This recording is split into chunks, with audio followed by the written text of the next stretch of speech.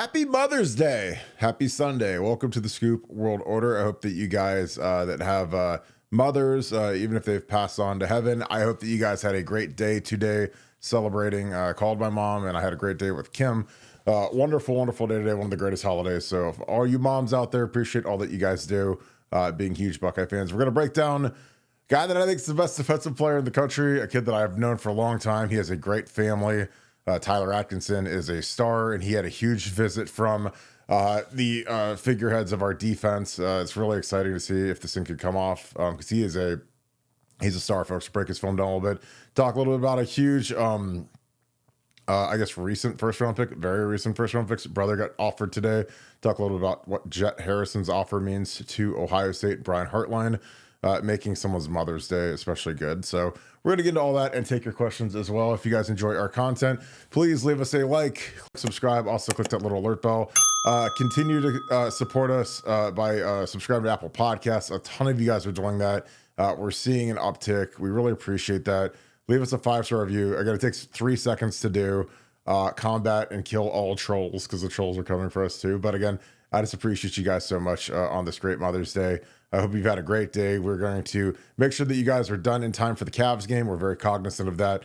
But we just appreciate you guys so much for all that you guys do, for being with us each and every night. We're getting ready to crank up.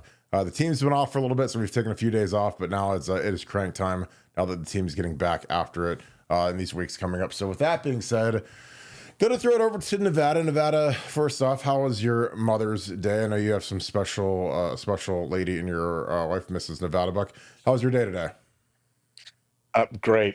Yeah, great day. Like I said, great day of remembrance of those that are gone and great day to spend with those that are here. And yeah, one of my favorite holidays and always seems to be perfect weather. It was perfect weather again. Uh, So great day to spend time with the moms. yeah, it's been an incredible run for Ohio State recently. Again, the coaches are on the road. They're hitting it pretty hard recruiting. The players have been off. Ryan Day is very aware of burnout, so he's trying to keep these guys from getting too exhausted coming off of the longest season in school history. Gave these guys some time off. They've been in LA. We talked about Julian Sane and his camp out west. Some of these kids have been taking a little bit of vacation time. They're getting back at it. So again, we're going to have a lot of intel on what's going on during summer workouts.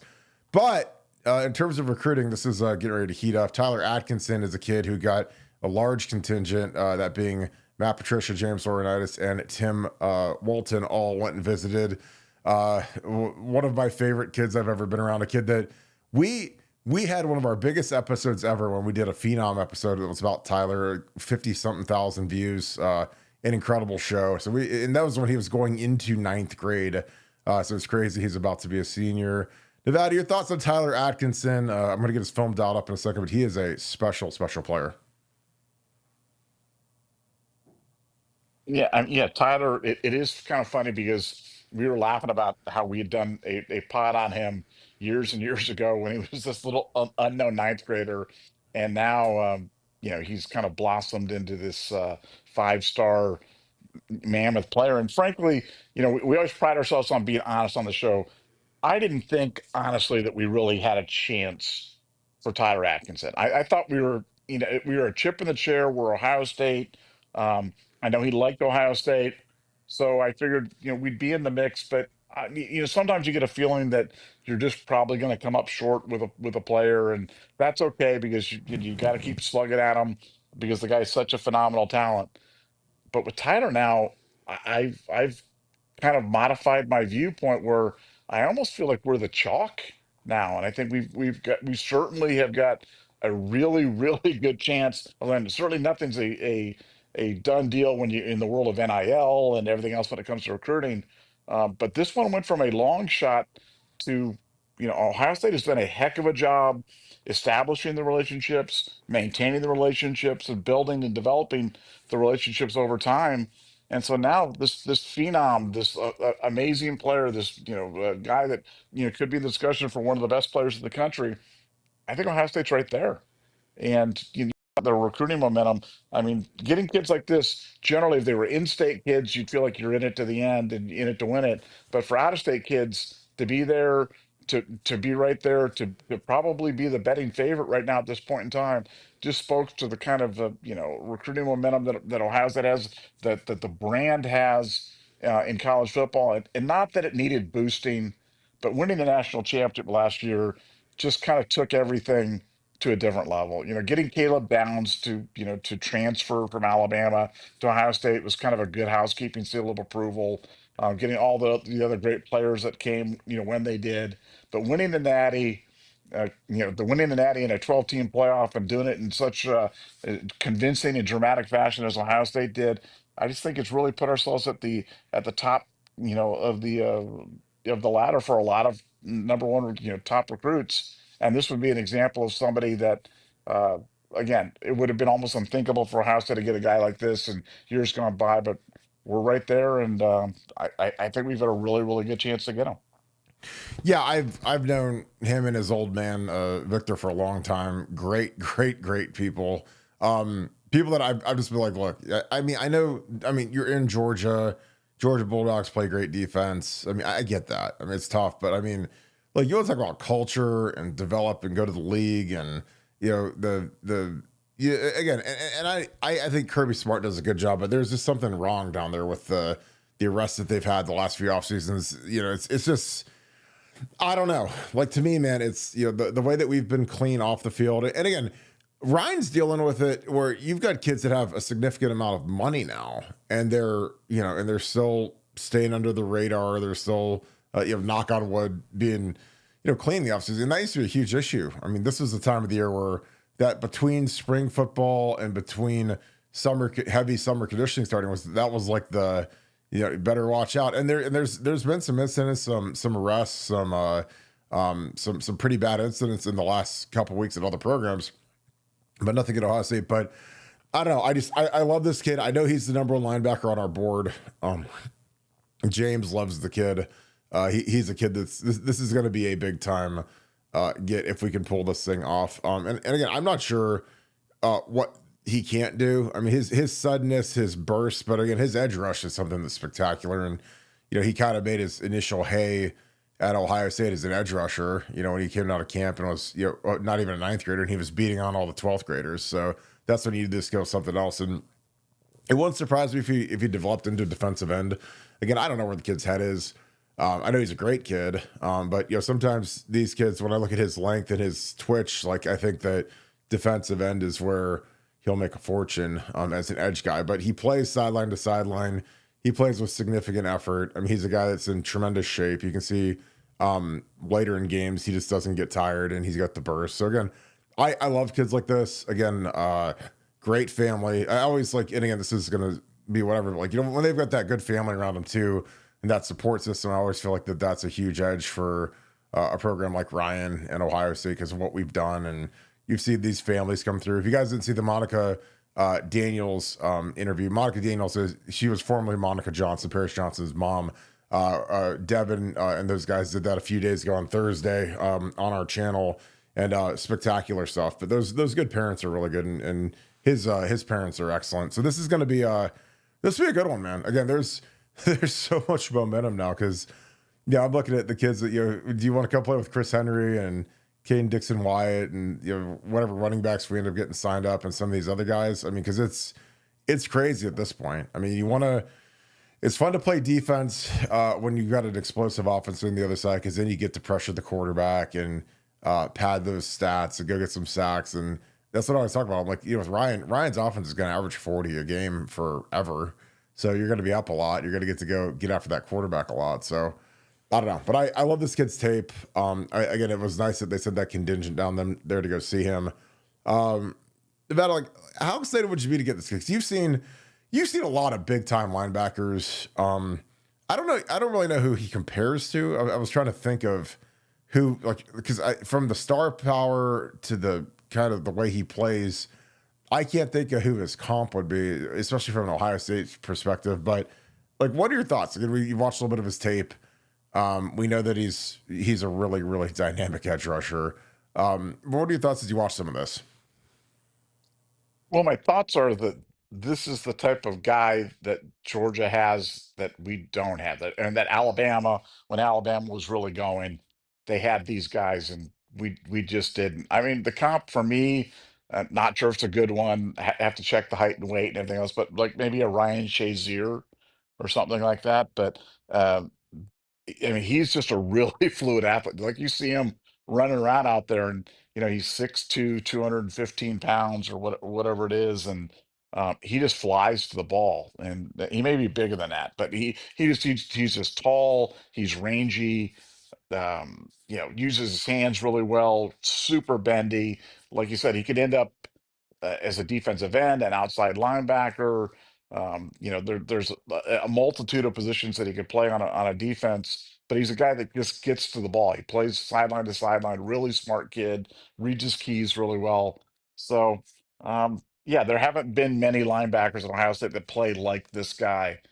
Uh, so, yeah, I'd be excited to have him. And for Ryan, one more great reason Ryan would get a chance to go down to Georgia. Ryan, you guys may or may not know, the helping technician dropped this. Ryan was down at in Georgia at Augusta playing playing Augusta with Peyton Manning.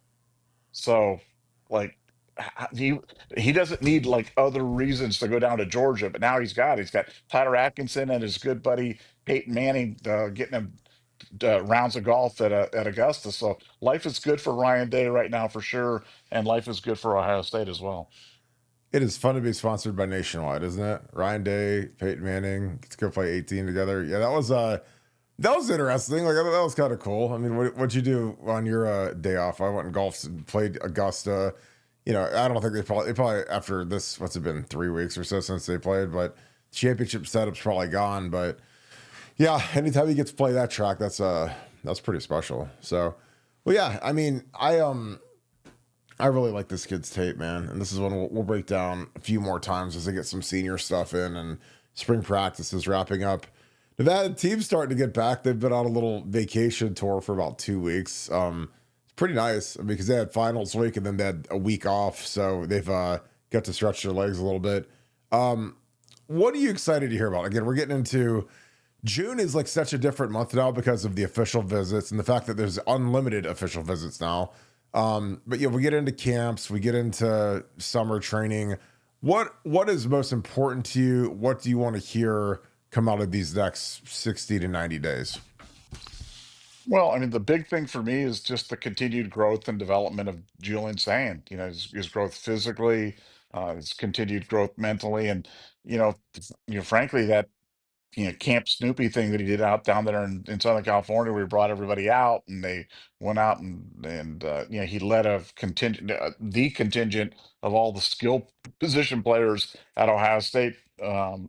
I love seeing stuff like that. I think stuff like that speaks to how the other people feel about you, how they view you, and how you view yourself as a leader. So we've talked about the two question marks on an otherwise loaded team being the quarterback position and the defensive line. Well, I think we've gone big steps in the defensive line with adding Atkinson, um, and I think I agree with you. I think Bo's a starter day one at Ohio State and really a versatile guy that can play up and down the line. But you'd like to see some of those other interior defensive line really throw themselves into the weight room, push themselves hard, do some things. And frankly, the best news that we can have during the offseason is probably not a lot of news. Even though I don't worry about this as much as I used to as an Ohio State fan growing up. As an Ohio State fan growing up, I hated the offseason because it was the time for the boys to get into mischief. It was like, oh, Ohio State player involved in dot dot dot or whatever it was, and you'd be like, oh my goodness, we don't need any of that. But that stuff, knock on wood, seems to.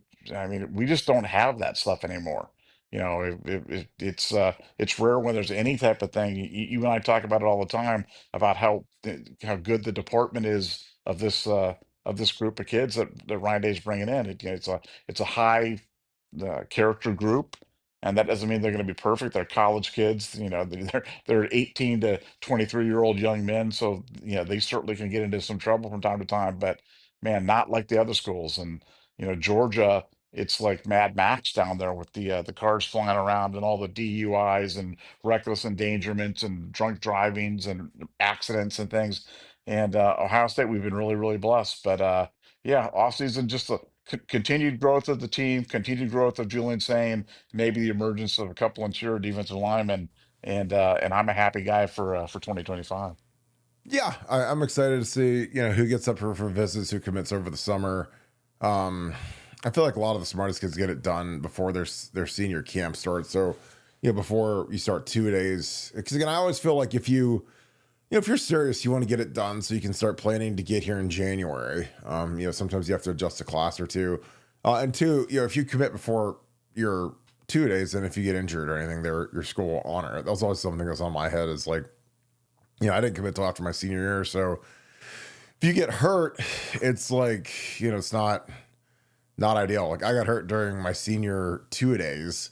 I had a foot issue that sucked, and it was hard because I had to explain kind of over and over again to everybody that I was fine. And, I had a surgery, and it cost me my 2 days of my senior year, and cost me the first game. I played the second game, but, I wasn't anywhere near what I needed to be, because I wasn't in shape. I mean, I wasn't in shape like I needed, because like when you have a foot, I had something on the bottom of my foot that I had to get cut off. It was an ulcer.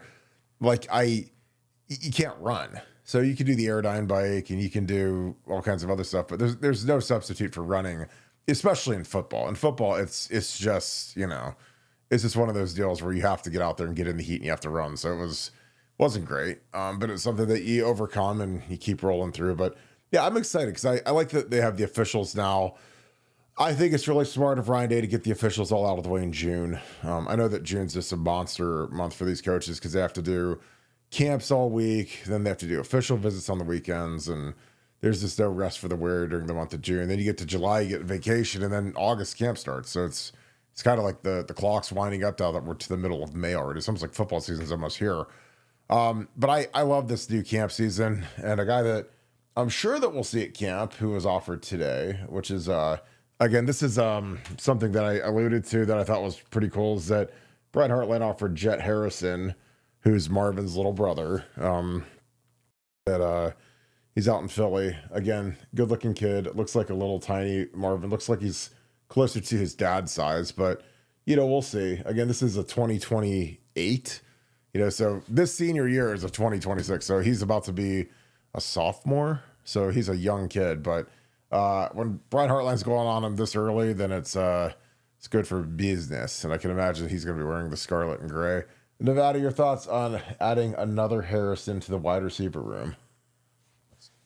Well, I feel the same way that I did when we added the first one. I remember when we added the first one, it was kind of met with some collective ho hum. There's a lot of people that questioned the legitimacy of Marvin Harrison, and I was just looking at it just kind of going, man. I obviously that I have a background with horses, and horses is all about bloodlines, and you always bet on the good bloodlines, and to bet on a Harrison where his dad was one of the best wide receivers to ever play the game. It was not a stretch for me to believe that Marvin Harrison Jr. would be a really good player. So when he came to Ohio State and was as good, polished, professional, game ready as he was right off the bat, I was probably less surprised than a lot of folks. So with Jet, before anybody writes this off as, oh, they're just doing this as a courtesy to Marvin, or no, Brian Hartline does. There's no need to do it. Marvin's gone. They don't need to do it. So do I have any doubt that Jet Harrison, first of all, with a name like Jet Harrison, that just sounds fast. So I like that. I like that we've got a wide receiver named Jet. And I like the fact that his brother was Marvin Junior, and his dad was Marvin Senior. So yeah, I'm betting on Jet Harrison to be one heck of a wide receiver. The fact that Brian Hartline's offered him as a sophomore just gives me more of a ringing endorsement of that. And yeah, I would put Ohio State as a heavy favorite for his signature. Even though sometimes kids want to go out and not follow their brother, they want to kind of break their own thing. But for wide receivers right now, if you go anywhere else but Ohio State, you're just you're playing lottery with your life, and why do that? So I'll put him in my earliest person into the 2028 class. Yeah, I think it's amazing. I think it's awesome. I think that I was shocked that the Marvin Harrison Jr. wasn't met with more excitement. I don't know. Like, I mean, I just remember his old man, and Anthony Gonzalez is a dear friend of mine, and he got drafted by the Colts. So I've heard a lot of stories about Marvin Sr.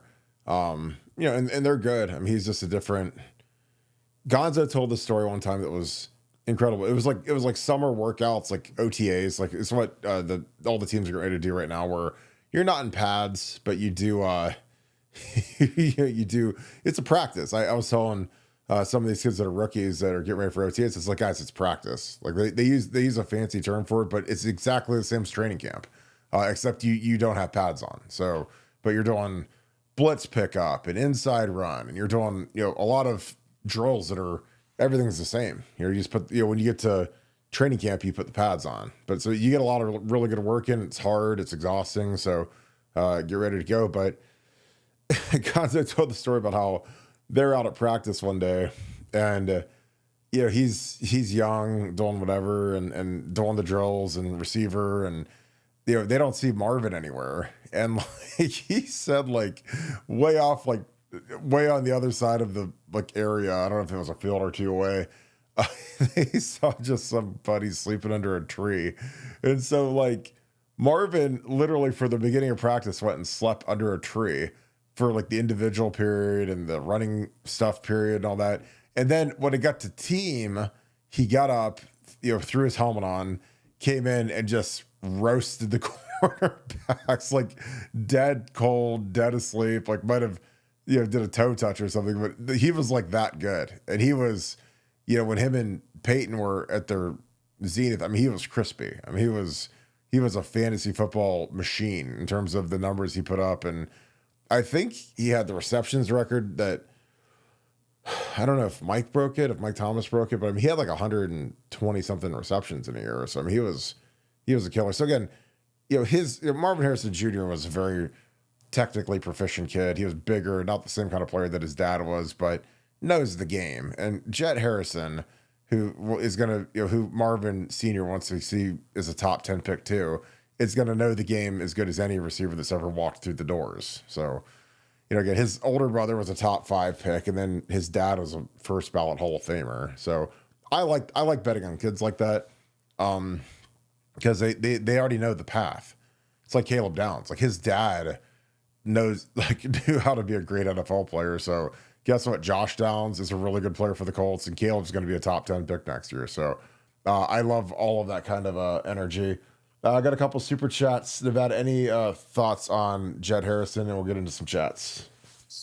No, yeah, I love this time of year. This is, the recruiting calendar's moved up. We've talked about that before. If you're an old head like I am, you used to look for official visits in October, November, December, and commitments in early February and signing day and all that stuff. And it's all moved forward with that new signing day. Everything's moved forward with unlimited official visits. It's definitely moved forward. And the days of coming in for games, while that's still a something, the official visits generally take place in that June timeframe. So we're coming right up into the heart of it, and Ohio State is as hot recruiting as they've ever been, and they're going to have just a flood of big names coming through the door over the next 4 to 6 weeks over the summer, which is something was unthinkable 5 years ago. But times have changed, so June is the time for official visits. So I'm excited for it. Yeah, I agree. All right, RJ, arranged it. Story, Pink Floyd piano cover artist. Make sure you guys go over to his page, leave him some comments, and follow his page. Again, it's fantastic. I listen to it at night. Appreciate you, my dude. Thanks for the 10. I don't want an NIL salary cap. Neither do I. But if an NIL salary cap happens, how about having NIL that goes through the program be capped, but players can make NIL deals independently that are not subject to a cap? Wow. That's exactly what's about to happen. You pretty much nailed it, RJ. Nevada, I'll let you go first on this one. Yeah, I mean, that's exactly what the proposal is.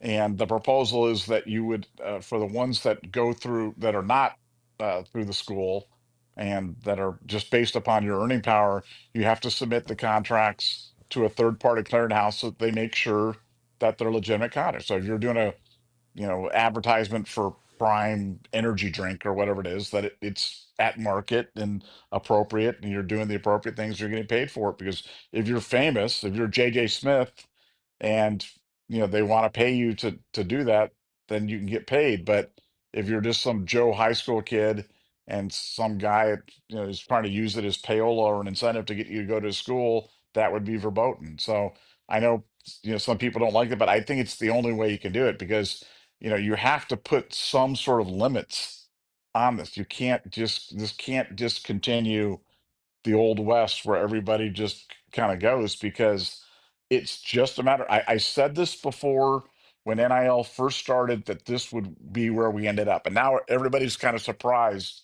that we've ended up at this place. They're going, oh my gosh, how could this happen? I'm like, guys, I told you this is what's going to happen. So I'm going to tell you in advance what's going to happen next. There is going to be a billionaire or multi-billionaire at some school, I have no idea what's one, that's going to go, you know what, I just want to get every good player in college football on my team. So he'll look at the returning All Americans from last year, and he'll offer each one of them $20 million to transfer to his school. And you think, oh, Nevada, that couldn't happen. No, it's gonna happen. So if you don't put some guidelines out, there are some people on there that just have unlimited money, that if they spent it like drunken sailors every minute, they could never spend all the money in their life. And if they wanted to build, if you wanted to go out and get JJ Smith and have him go to South Carolina, and you offered him $25 million or something like that, you know what? JJ Smith might be a Gamecock today. So, you have to put in some sort of limitations on stuff. You have to have, some sort of guidelines. And you can do that. I mean, you can do that. And I think some of it's probably going to be congressionally mandated. So it'll be, something from the government. And I think, that'll give it kind of the rule of law. And so, I think that's good for the sport. I know, these NIL deals. I know we love NIL now, and it's all about the kids, and this is great. Now they don't have to eat ramen and double cheeseburgers from McDonald's every day. They can, have their trips to Aruba and their fur coats and everything else like that. But I think unlimited, uncapped, the unregulated spending, I don't think that long term that's good for college football. And I'm glad to see some guidelines being put in. Yeah, I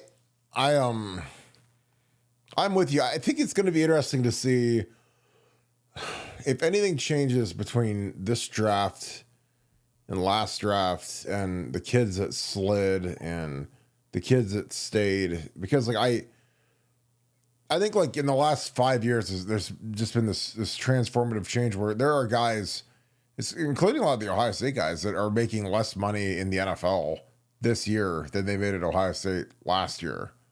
Will Howard for sure is making less money this year in the NFL compared to what he made last year. Now I don't know about his endorsements, but for what he made at Ohio State, I mean, it's not even close to guys like Quinn Ewers that went to the 7th round. So yeah, and I think that like your point about like building a super team would be valid, because I think that there's a lot of guys that are not necessarily the top tier guys that are draft eligible, but a lot of these guys that were fringe guys last year, like Tyleek, like Jack Sawyer, like JT, Denzel Burke, these guys that all decided to come back, they all helped their stock, I think, tremendously. I don't think there's a single guy whose stock went down by coming back for another year, and I think that's something that you can look at with this NIL stuff. Again, the NIL regulation is tough and it's touchy, but yeah, I mean, I think there's going to be a cap, because I think that the school will be responsible for some number, and then the outside collective is going to have to raise another chunk of money that's going to have a set a certain number every year. Which again, that's, like I said, I'm good with it. The guys are generating a lot of money with these streaming deals, so again, I think it's going to keep on rolling on up towards the players. Miss Pinky, thank you for the deuce. There's no question on here, so if you have a question, let me know. I'm seeing if we have any other super chats. I don't see any. Nevada, we've got we've had like a pretty like incredible run with the Michigan stuff. We can preview tomorrow a little bit. We have everyone's favorite Justin Spiro is joining us tomorrow at 7:10. Nevada, talk a little bit about what you expect out of Spiro tomorrow, because he's been absolutely nails when he's been on the show. But and I know everybody looks forward to hearing from Justin. What are you looking forward to hearing from Justin tomorrow? Well, I mean, Justin's got unique contacts and insights into this whole, Michigan scandal. And the good thing about his contacts is they're different than ours. And I think that, he's got some stuff to share that regarding what he believes where Michigan's at with this thing. I think the one thing we can all I'm not even sure what he feels about penalties and everything because everybody's got different opinions about what the penalties should be, what the penalties will be, etc. But I think the one thing that Justin and I both agree on, what we're both hearing from all of our sources, is that Michigan knows they're in a lot of trouble.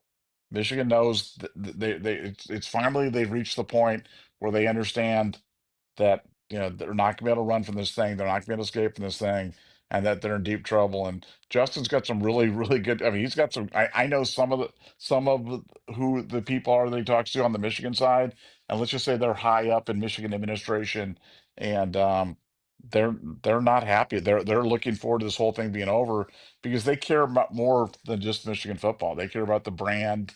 They care about the brand has impact on their medical system, on their loss. I mean, there's all sorts of different things that Michigan stands for besides football scandal. But right now, frankly, all people remember is the scandal because that's all that you hear about. And for people that have been following this, you're seeing more and more of these stories circulating in the national media. Every day there seems to be another story coming out about this, and they're not particularly kind. I'm not reading a lot of, hey, let's just gloss over this. Hey, I don't know why we're talking about this. This is a nothing burger. I think everybody's come to the conclusion that this is really something. And Justin has some good insights on that. So looking forward to speaking with him. Got another super chat. Schaefer Healthcare. Hope you're good, my dude. Thank you for the 10. He says, what's your way too early gut feeling on the opener against Texas? My wife and I are flying in from Maryland to go to the game, which is the day before my birthday. Well, happy birthday. That's a great present. Good God. You get to celebrate this, then you get to have your birthday on Sunday. That'll be awesome. Nevada OH. Oh, I'll go first. I feel good. I feel really good. Just because we have a veteran offensive line. We have four guys that started in the playoffs last year, plus Ethan Onianawa up front. Both guys have young quarterbacks. I mean, Arch started a couple last year when Quinn was out, but it's about the same. We have better skill players, in my opinion. No, I know. I mean, especially on the perimeter with Max Clare and JJ and Carnell, like that's as good as they're going to see. The defense will be young, but I feel a lot better. Again, the more I think about it and the more I watch Bo Atkinson, the more I'm convinced that he's going to be, he's going to start for us. I think he has to start for us. And he's going to be a guy that will get a sack in that game. I feel he is a shifty kid, man. And I love watching his tape. I really do. I think that he's going to be a guy that's going to grow on the fan base and plays with a lot of effort, plays really hard. But it'll be a test. But I mean, I like Matt Patricia versus Sark. I mean, Matt Patricia's not scared of anything. Brian Hartline's gonna have this is gonna be it, man. This is gonna be the test. I mean, he's been wanting to be the play caller in the OC, and he opens up with maybe the best team in the country. So, and again, I know that they got to get these guys. The one good thing about this team is that a lot of these guys didn't play last year versus Texas, so they're probably there and on the sideline and stuff, but it ain't like there's going to be some sort of an overconfidence. I'm sure Texas is going to have that revenge thing going, but I don't know. I like Ohio State in it. I just think that Ryan's in his bag. I think our running backs are going to be really good. I think it'll be the James Peoples breakout night. I really do, because I think that to protect Julian Sain, you have to run the ball. You have to force it down their throats a little bit to protect Julian, just because it's his first game, and you want him to give him some easy throws early to get him confident before he starts sending them rockets down the field to JJ. But I think James Peoples, Max Clare, the big O line. I like Ohio State in this one. Nevada, your thoughts? What are your two early gut feeling thoughts for the home opener against Texas? well, I think obviously Texas is going to be super motivated to do it. I mean, you've got Texas super motivated. You've got Ohio State who lost a ton via the draft. I mean, we cannot underestimate, people that gloss over teams when they lose, 14 guys in the draft for just being silly. And a quarterback like Will, who, 50 starts or whatever it was. So I think it's going to be one of those. I think it's going to be a heck of a game. I think it's going to be a heck of a game. I think the difference in the game, frankly, is going to be the home crowd. I think Ohio State at home is going to be really hard to beat. I think an Ohio State crowd coming off a national championship is going to be really, super motivated to kind of really get after it. And I think Julian will probably make a couple of bonehead mistakes early as he does, but I just think that kid's so talented. He'll, settle down there, and we'll make enough stops at the end to get a victory against Texas. So that's how I see that game playing out. Yeah, I agree with you. Nick Ma, thanks for the 10. He says, will we be able to find anything out at the COL in terms of specifics to the notice of allegations, or do we have to wait? What am I missing, Nevada? Find anything out at the COL.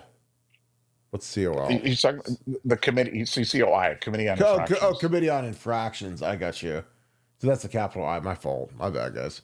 So I was like, oh my god, wow. So yeah, I don't know. Do you think we'll find anything out at the Committee on Infractions, Nevada, or we have to wait?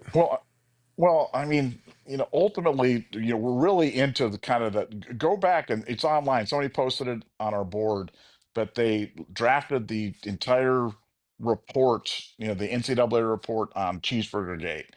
And you read this thing, and it's like, oh my God, it's so I mean, it's incredible. And then when you sit back and you kind of go, wow, this was just for Cheeseburger Gate. I cannot wait to read the one for the largest cheating scandal in the history of the NCAA. I can't. So at the end of this whole thing, which is not that long, we're going to get the whole thing. We're going to get the whole story. We're going to get the who's and what's and where's and why's and how's. So I wouldn't expect it to come out till the end, but the end is near.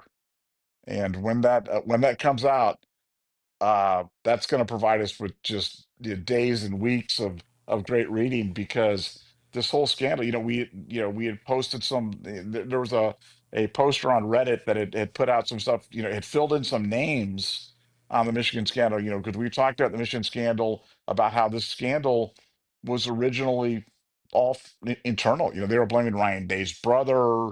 Ryan Day committed treason. Ryan Day hacked the Schembeckler Hall. And really, what it was an associate of a employee of the associate AD witnessed Weiss accessing the cloud on some Michigan co-eds, reported it to that. They reported to Michigan IT. Michigan IT reported to Ann Arbor PD. There were some other encrypted files they couldn't get into, that they hired these two firms, Repario, and then I can't remember the name of the other firm, to kind of look at the other activities. But when you get Freedom of Information Acts, you see those firms during those dates with money attached to it. So, like, this is how it went down. So it wasn't Ryan Day's brother. Ryan Day didn't commit treason. This was all an inside job. When they found the OSU logins from a video employee, and the hours of practice footage, and the other stuff on Weiss's computer, it all came from Michigan. And that was the genesis of everything. That's where this whole thing kind of the whole thing kind of broke.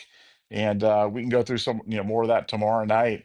But yeah, the poster on Reddit was able to fill in the names. And like I said, when you fill in the names and then you file a Freedom of Information Act request, and you find those names with tens, hundreds of $1,000s attached to it during that time period, that's exactly where this whole thing happened, and that's how this whole thing went down.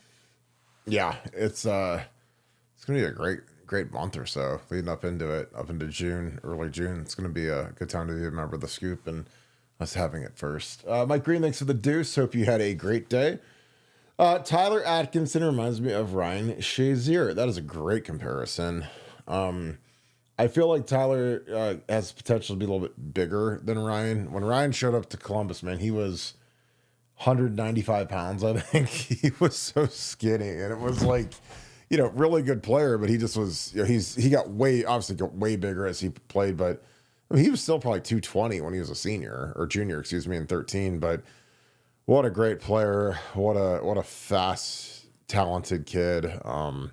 Tragic end to a Pro Bowl career, but he is a great kid, little buddy. That was his nickname. It was little buddy, and I love little buddy. When I went to Latrobe to watch training camp, God, it's been 7, 8, 9 years now. Um, I literally I went over there, and Ryan was in the middle of the field, and I yelled out, "Little buddy!" And he turned and looked because like he knew that somebody like actually knew him. They were just called him Shazier or Ryan. So it what a great kid. What a tragic end. But yeah, that's a good comp. Nevada, can you see Ryan Shazier and Tyler Atkinson as a comp? Yeah, no, that was actually the comp that I'd use. I think that's a really valid one. I mean, he's really the only guy that kind of fits that athletic build, both down from the south. Good little Ryan Shazier said it was a story. I remember during his time for commitment, we had a poster on our board named C Diddy, and he was always like complaining about when commitments were going to happen, whether the information was good, and he's like well, if Ryan Shazier commits, I'll leave the site or something like that. And Bill Greene and I already knew that he was committing. So literally Ryan Shazier like announced his commitment like 15 minutes later, and we're like, see you later, see you.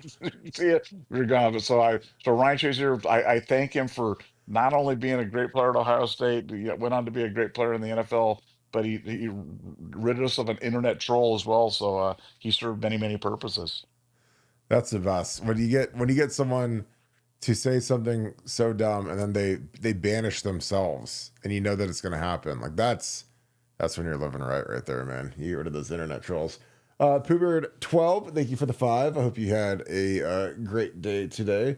Great Mother's Day if you celebrated with anybody. Thanks for being an Ultra member as well. Number one, regarding the Texas game, one big advantage is we have and I was thinking this too. One big advantage we have is that they won't know how to game plan for Patricia's defense. Totally agree. And then two, I'd much rather have our offseason than Scum's. Yes.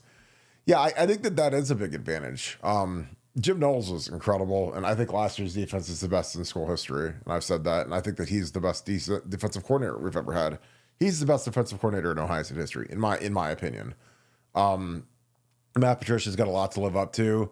He doesn't have anywhere near as much talent as we had last year on defense. But, that being said, Steve Sarkisian, like this is where it's tough because you have to kind of study what we did last year because, well, you still got Tim Walton there. And is it going to be the same shell look? Is it going to be different fronts? Like, do I got to go back and watch Super Bowl stuff? Like, I don't know what Matt did in Detroit, what they did at the Patriots last year. I don't know.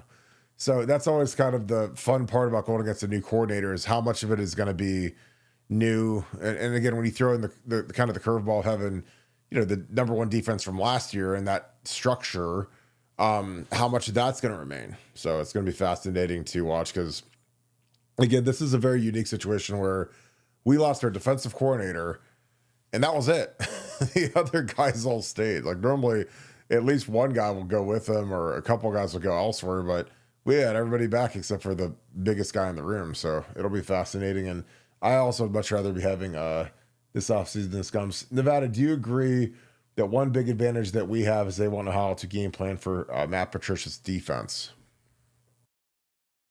Yeah, and I think it's a great point.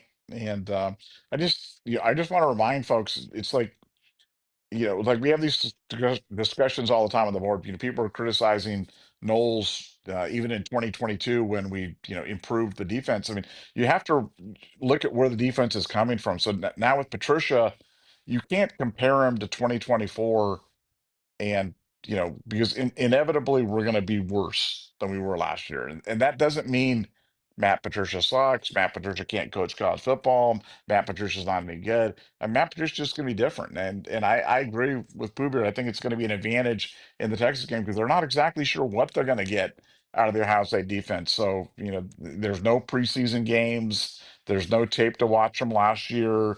The tape from even the Ohio State Texas game is not going to be as much help as it would have been ordinarily. So yeah, I think that's a big advantage for Ohio State. But on the other hand, we got a lot of new guys. We lost our entire front four. We lost some really productive guys at linebacker. We lost some really productive guys in the defensive backfield. So we're going to have guys that are learning on the spot. And Steve Sarkisian is nothing if not an offensive mastermind. So we've got some guys that are going to have to break it in, do some things, figure it out, and especially with Arch, the way he likes to run the football, that's always been kind of an Achilles heel for Ohio State defense. It's going to be interesting to see how Patricia schemes that up. So yeah, it goes both ways, but yeah, it's gonna be a heck of a game. Going to be a fun game. Not sure. I wish we were playing this game. I'm not sure this helps us in terms of our goal is to compete for the national championship in 2025, but that's a story for another day. And as for our offseason with Michigan's, yeah, Michigan's had a brutal offseason. They had a brutal year last year, 8-5. Had a brutal offseason. The recruiting's hitting the wall, and now they're staring down the barrel of this basically a trial with the NCAA, where the jurors are the NCAA and the appeals court is the NCAA. So yeah, not good time to be a Michigan Wolverine. All right, Nevada, it's about time for your Cavs, your beloved Cavs, to tip off. So let's get out of here. Any final thoughts to wrap the show up? Yeah, no, go Cavs, go. Really need this one. Don't want to go down 3-1 against Indiana. Let's win this one. Get the series back to 2-2, back with home court advantage. And let's go. Let's close this thing out. Let's go And Cavs. all the softies are playing today, right? There's no reason. There's no. They're taking a page from the Kirk Barton 2005 Penn State thing, and the big softies are going to come Just back and play. call it a career, calling it a day. It's too hard. big, It's too loud. big My pudding eardrum. I got pops. it. My eardrum hurts too bad. It's too loud in Happy Valley. I can't play no It's more. too loud. It's too Too loud. I don't want to loud. play. It's too I'm loud, scared I coach. might make a mistake. Oh no. And Oh somebody on the yeah. message board might say something about me. Oh no. Oh no. All right, let's get out of here. Hey, I appreciate you guys so much. I hope you guys had a happy Mother Day. I had a great day with the fam today. I hope you guys did as well. If you guys enjoy our content, please leave us a like, click subscribe. Also, click that little alert bell. Oh, got one at the buzzer. Apologize. All right. T-Shay 1970. This is great. Thanks for being all sure. Thanks for 20. Went out to graduation party shopping for our daughter Friday and went to Twin Peaks and got to run into Kirk. It was awesome meeting you. Thank you for being so generous. Well, dude, I appreciate you, my man. I appreciate you coming up and saying hi. I was with about 4 different Scoop members and we're having a good old time. But I just appreciate you, my man. Thanks for coming over and saying hello. Again, I always love seeing everybody. So again, I don't go out a lot, but when I do, it's always nice. Anyone, if you guys ever see me anywhere, please say hi. I love saying hi. I love talking and chatting and hearing about what you guys like about the show. So again, I appreciate all you and I appreciate you, my dude. So I hope that you had a great time and it was great seeing you. And I hope that the graduation stuff was fun as well. So I appreciate you, my dude. Thanks for being on here and being an ultra member. Again, love you guys to death, man. This show is so fun to do. Sorry we took a couple days off. We took yesterday off. Normally we don't take Saturdays off, but we had some stuff going on in the UFC fight. So apologize. But now that the football's back and the workouts are starting and the kids are going to be on vacation, we're going to be back at it hard 6-7 days a week. So get ready for some content. But I appreciate you guys so very much. I hope you guys have a great rest of your night as we get into this Cavs game. Thank you so much, Buckeye Nation. And thank you, Scoop family. We will talk to you guys tomorrow, 7:10. Spiro's joining us, so we're going to have our insider from up at East Lansing, Michigan State, hear all the latest on what he has on Michigan. So you're going to want to tune into that one because it's going to be a monster. Cannot wait to see you guys. You guys have a great night. Go Bucks.